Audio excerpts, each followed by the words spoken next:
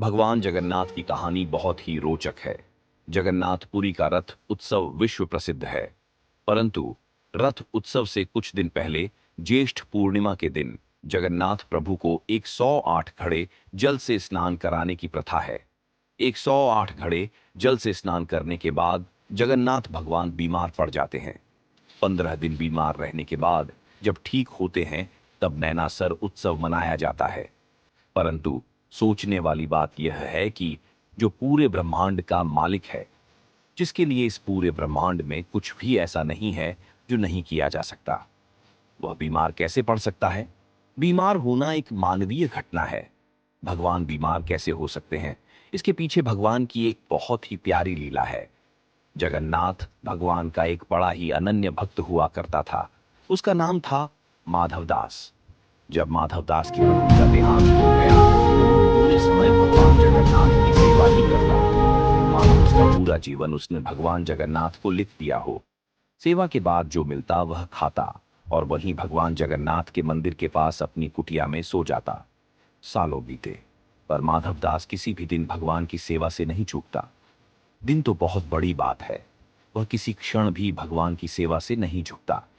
जब माधवदास बूढ़ा हो चला, तब वह बीमार रहने लगा।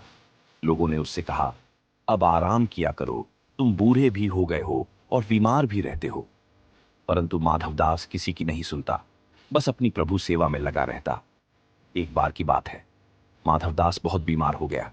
लोगों ने उससे कहा, वैद्य के पास जाओ, दवाई खाओ। परंतु माधवदास सबसे कहता, जिसके माथ पर हो जगन्नाथ का हाथ, उसे किस बात की चिंता? भगवान है ना, वह सब देख लेंगे।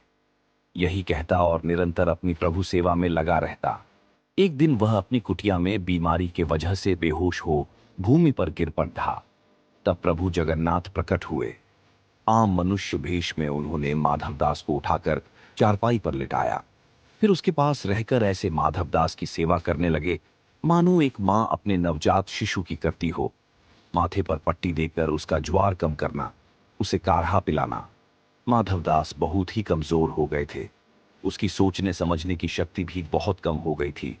धीरे धीरे जब माधवदास ठीक होने लगे, तो एक दिन उन्होंने भगवान को पहचान लिया।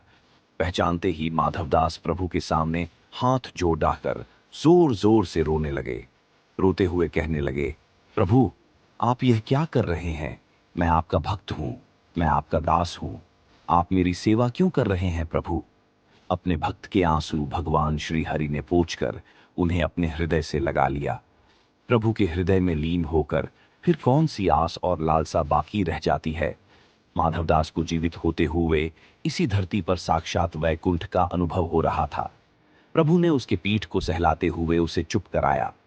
सुबकते हुए माधवदास ने श्री हरि से कहा, हे प्रभु, हे परमानंद, हे परमात्मा, आप तो त्रिलोक के स्वामी हैं। आप ही नारायण हैं, इस पूरे ब्रह्मांड के मालिक हैं। आपकी इच्छा से तो यह बीमारी क्षण भर में नष्ट हो सकती थी। फिर आपने मेरी सेवा करने के स्थान पर मुझे पूर्णता स्वस्थ क्यों नहीं किया? भगवान ने मुस्कुराकर माधवदास से कहा, हे प्रिय, कर्मों का फल तो भोगना ही पड़ता है।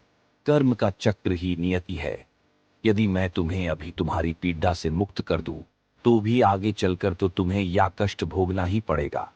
संसार में जो भी कर्म होते हैं, उसके निश्चित कर्म फल भी होते हैं। सृष्टि ऐसे ही चलती है। फिर भगवान कहते हैं, तुम्हारे कर्मों के अनुसार ही मैंने तुम्हारी सेवा की है। तुमने जितनी मेरी सेवा की है, उसका कोई मोल नहीं है।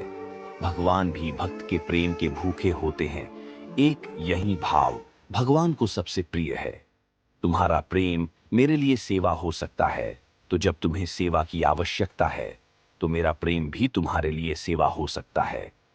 हे मेरे प्रिय माधवदास, तुम्हारे कर्मों का फल तो अवश्य मिलेगा, और तुम्हारी भक्ति से मैं इतना प्रसन्न हूं कि तुम्हारे बचे कष्ट अब मैं अपने ऊपर लेता हूं।